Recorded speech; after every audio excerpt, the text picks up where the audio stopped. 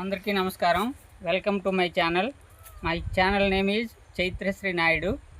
ఈరోజు మనం టమాటా పంట గురించి మొట్టమొదట విత్తనాలు ఏ విధంగా వేయాలి ఇవన్నీ ఇంతకుముందు వీడియోలో తెలియజేయడం జరిగింది. విత్తనాలు వేసాక ఈ విధంగా నారు అనేది వచ్చింది.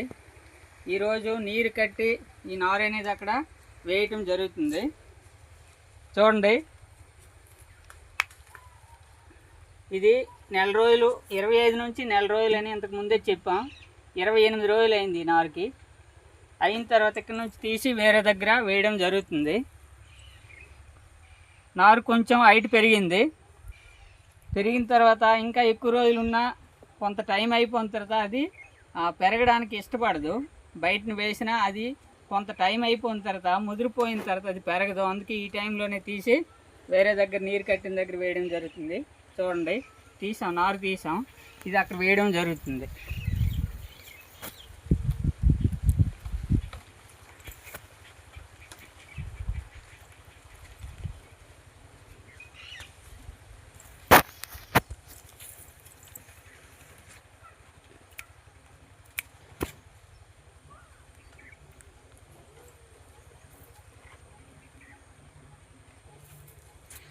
అక్కడ తీసిన నారు పెరిగిన తర్వాత ఇక్కడికి తీసుకురావడం జరిగింది. అయితే ఇది వేసే ముందు ఒక 2 దుక్కులు అనేది బాగా మెత్తగా దున్నిన తర్వాత నీరు బాగా కట్టిన తర్వాత ఈ విధంగా ఇప్పుడు వేయడం జరుగుతుంది.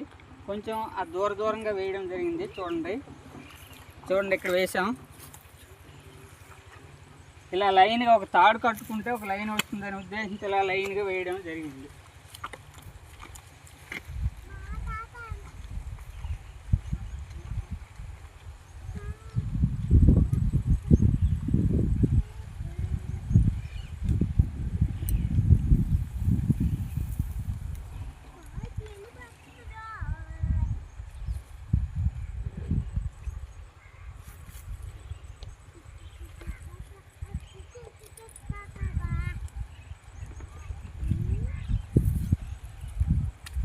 లైన్ బాగా ఉంటుందనే ఉద్దేశంతో ఇక్కడ కర్రలు పాతుకొని తాడు అనేది ఇక్కడ కట్టుకోవడం జరిగింది.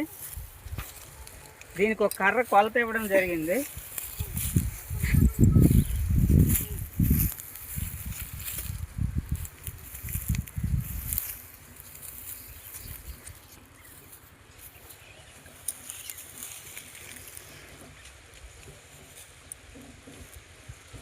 ఇలా కర్రకి తాడు కట్టి ఒక లైన్ ఇస్తే మనం లైన్ మీద వేసుకోవడానికి, తర్వాత అవి కూడా చూడడానికి బాగా ఉంటాయి, క్లమ్జీగా ఉండదు.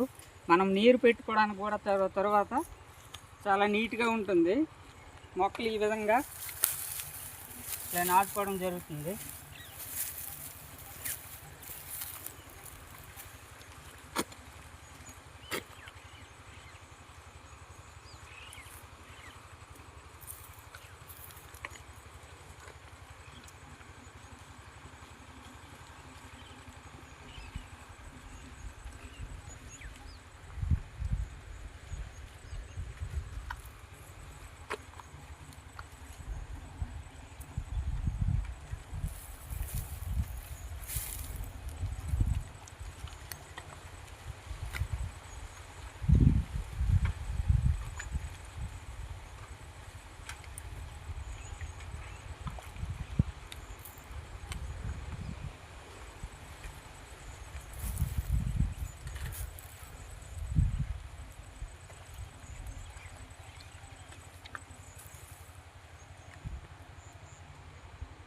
ఇలా లైన్ మీద మనం మొక్కలు వేసుకుంటే రేపు నీరు కట్టడానికి బాగుంటుంది.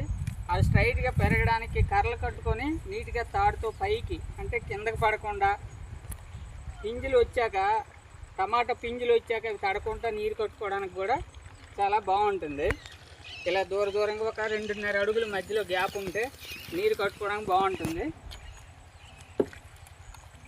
వీటికి బోధులు ఎత్తుకోవడానికి కూడా ఈ మధ్యలో ఉన్న మట్టి బోధులు ఎత్తుకొని మధ్యలో నీరు ఇవ్వడానికి అవకాశం ఉంటుంది.